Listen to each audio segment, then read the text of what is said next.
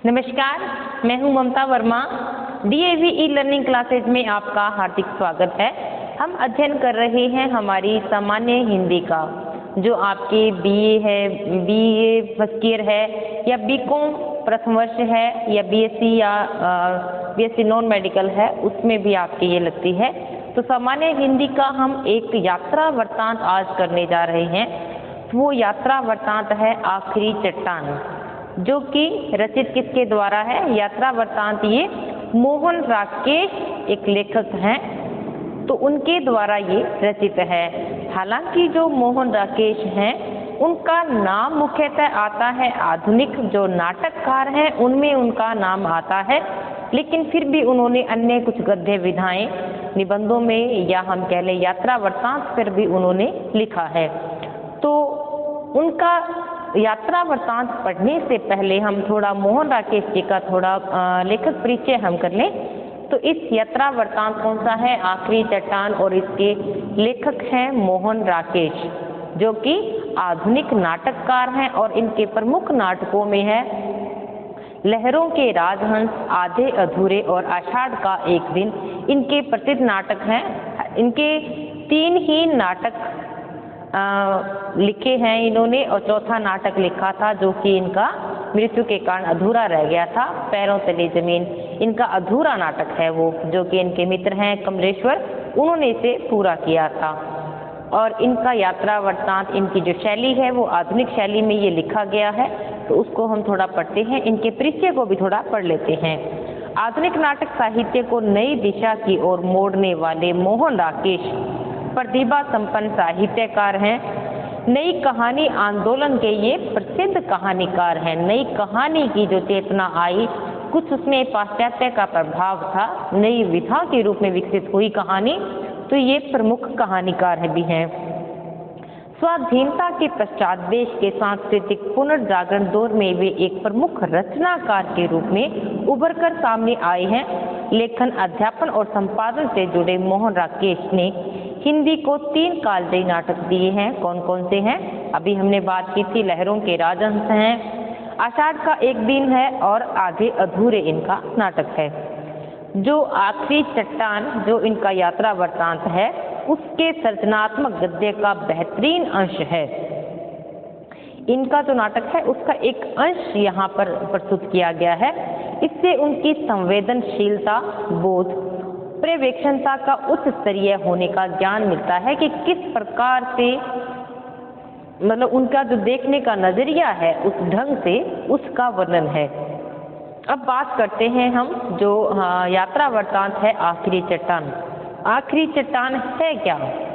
यात्रा वृत्तांत तो ठीक है, लेकिन इसमें क्या है कि मोहन राकेश, जो लेखक हैं मोहन राकेश, ये भ्रमण के लिए जाते हैं कन्याकुमारी। कन्याकुमारी में ये देखते हैं कि जो बिल्कुल अंतिम जो छोर है भारत का, दक्षिण भारत में दक्षिण की तरफ जब जाते हैं, कन्याकुमारी आता है, तो कन्याकुमारी का भी जो अंतिम छोर है उसका समुद्र की लहरें उसके साथ से हैं, तो उसी का वर्णन है आखिरी चट्टान। वहाँ का जो वातावरण है बस उसी का ही वर्णन इन्होंने किया है। देखते हैं हमारा जो लेसन है इसमें, तो उसमें शुरू होता है कन्याकुमारी से। कन्याकुमारी जहाँ ये ठहरे हुए हैं, कैप होटल के आगे बने हुए बाथ टैंक के बाईं ओर उभरी हुई चट्टानों पर खड़े होकर मैंने पहली बार भारत स्थल का आखिरी भाग देखा। कौन सा? आखिरी चट्टान को मैंने देखा। पीछे कन्याकुमारी के मंदिर की लाल और सफेद लकीरें दिखाई दे रही थी। लहरें रास्ते की चट्टानों से कटती हुई आती थी, अंततः उनके ऊपर चूर्णित बूंदों की सफेद जाली सी बन जाती है। एक और तो जो हमारा भारत का जो नीचे का एक त्रिकोणा जो भाग हमें दिखता है, तो इस एक तरफ तो है अरब सागर का, उसमें डिवाइड हो जाता है, दूसरी तरफ उसमें हिंद महासागर का एक बंटवारा बंटता है जो क्षेत्र की क्षितिज रेखा को, और दूसरी तट पर लहरों के आघात को देखते हुए वहां से विस्तार और शक्ति के साथ पूरा अनुभव किया जा सकता है। कन्याकुमारी को सुनहरे सूर्योदय और सूर्यास्त की भूमि कहा जाता है। पश्चिम के क्षितिज में सूर्य धीरे धीरे नीचे आ रहा है। मैं चट्टानों से सड़क पर आ गया। पश्चिमी तट के एक तट के पास रेत का ऊंचा उभरा हुआ दिखाई दे रहा है। मैं उसे लक्ष्य में रखकर चलने लगा। कितनी ही टोलियां उस सड़क पर सूर्यास्त की दिशा में जा रही थी। मेरे आगे आगे वहां का वर्णन है ये केवल। मेरे आगे आगे कुछ मिशनरी रमणियां सल्वेशन की समस्या पर विचार करती हुई चल रही थी। मेरी रुचि मुक्त की समस्या नहीं, पीली रेत के वैषम्य में उन लबादों में काले सफेद रंग में देखने में थी। लैंड हिल पर, यानी कि जो मिट्टी का एक टीला है, एक बना हुआ है स्थान, उस पर चढ़कर वे रुक गई, क्योंकि वे बहुत से लोग वहां पर रुके हुए हैं। 8-10 युवतियां थी, 6-7 युवक और 2-3 गांधी टोपी वाले प्रौढ़ व्यक्ति हैं। वे लोग भारत सरकार के अतिथि थे, क्योंकि गवर्नमेंट गेस्ट हाउस में वे बैरे उस समय वहां सूर्यास्त के समय उन्हें कॉफी पिला रहे थे। वे शायद हैदराबाद कांग्रेस के अधिवेशन में आए थे, जिनकी वजह से सैंड हिल बहुत रंगीन हो उठी। उन्होंने कन्याकुमारी का सूर्यास्त, क्योंकि वहां कन्याकुमारी का सूर्यास्त लोग वहां का देखने जाते हैं, सूर्यास्त और सूर्योदय को।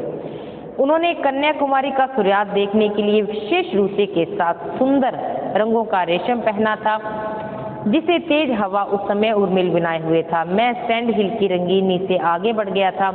मुझे लगता था कि अगले मोड़ के पास रेत और ऊंची है और वहां से पश्चिमी क्षितिज की अपेक्षाकृत अधिक खुला हुआ भाग आ जाएगा। धीरे धीरे उस तरह मैं ऊंचाई पर चला गया जहां से आगे की ओर उठान आरंभ हो जाती थी। वहां से दूर दूर हटकर उगे हुए कुछ नारियल के झुरमुट दिखाई दे रहे थे। गूंजी हुई हवा के वेग में नारियलों के पत्ते इस तरह आकाश में उड़ रहे थे जैसे कि तेज तूफान में किन्हीं जंगली युवतियों के केश उड़ रहे थे। कि वहाँ की जो हवाएं इतनी तेज लगती हैं, हालांकि वहाँ का जो मौसम होता है दक्षिण भारत का समुद्री एरिया, समुद्र नजदीक होने के कारण ना तो वहाँ अधिक गर्मी होती है, ना ही अधिक सर्दी होती है। और बाहुल्य उसमें कहाँ कौन से पेड़ों का दिखाया गया है, नारियल के पेड़ अधिक हैं और तेज हवाओं के कारण ऐसा लग रहा है जैसे युवतियों के केश उड़ रहे हों।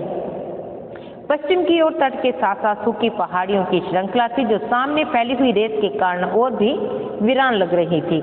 रेत सूर्यास्त काल की सुनहरी आभा में इस तरह चमक रही थी जैसे उसके निर्माण के समय रंग अभी ताजा हो। उस भूमि, उस वातावरण में एक आवेश देने वाली मासूमियत थी।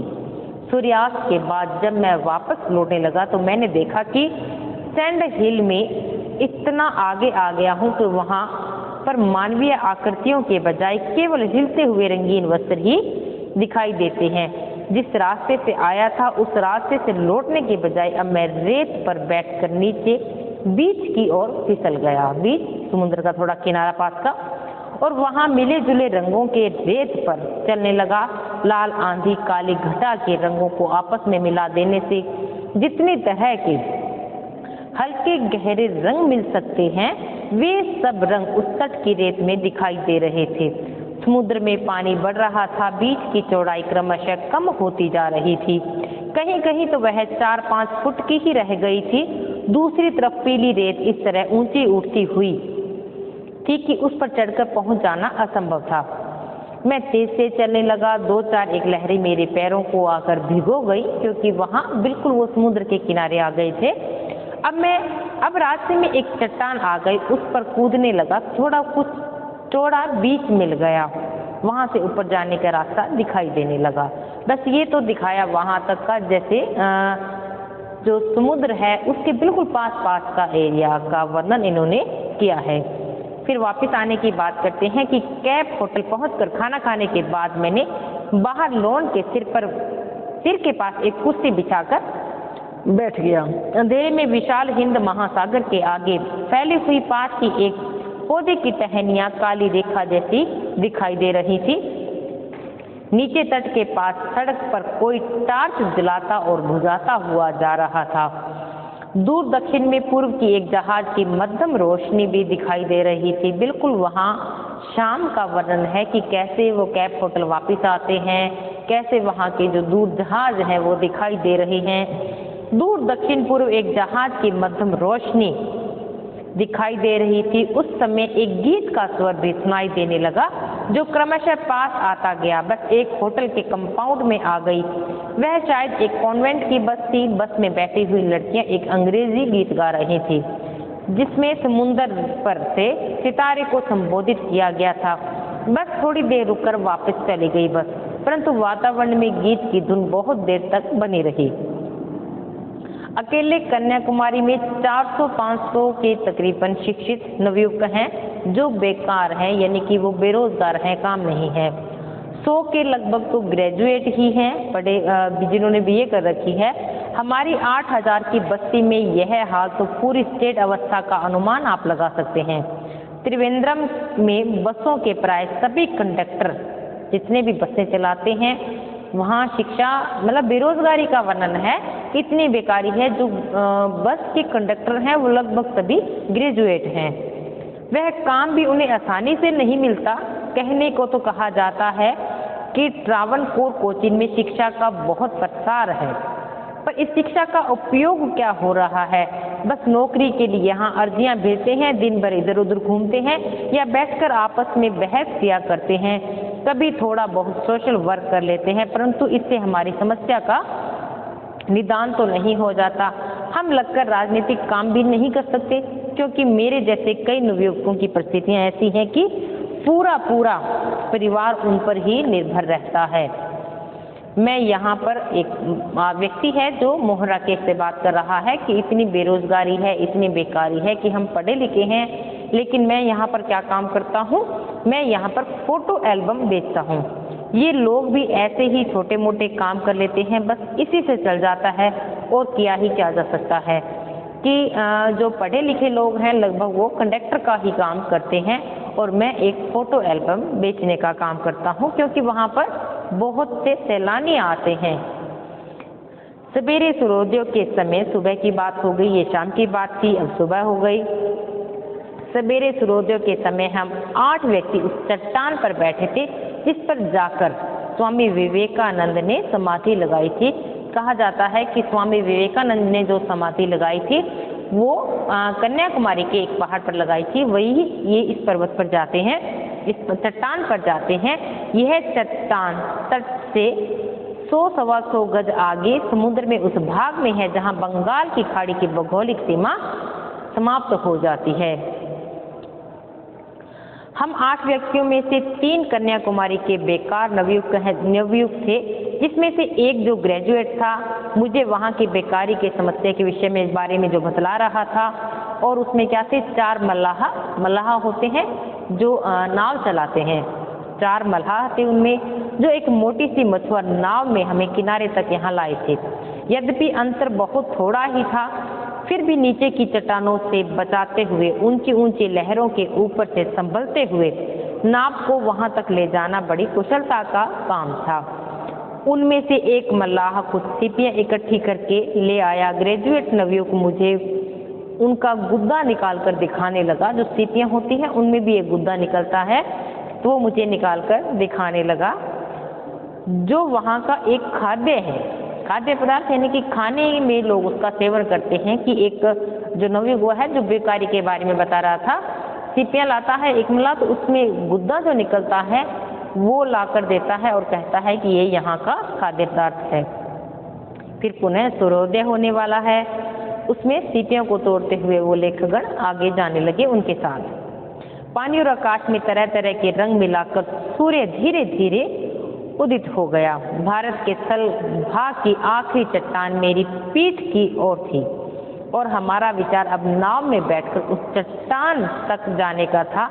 मल्लाहों का विचार था, यानी कि जो नाव वाले थे उनका विचार था कि इस ज्वार में, ज्वार उठता है, उठने को कहते हैं, उठना बैठना जो लहरें आती हैं उसी को ज्वार भाटा कहते हैं।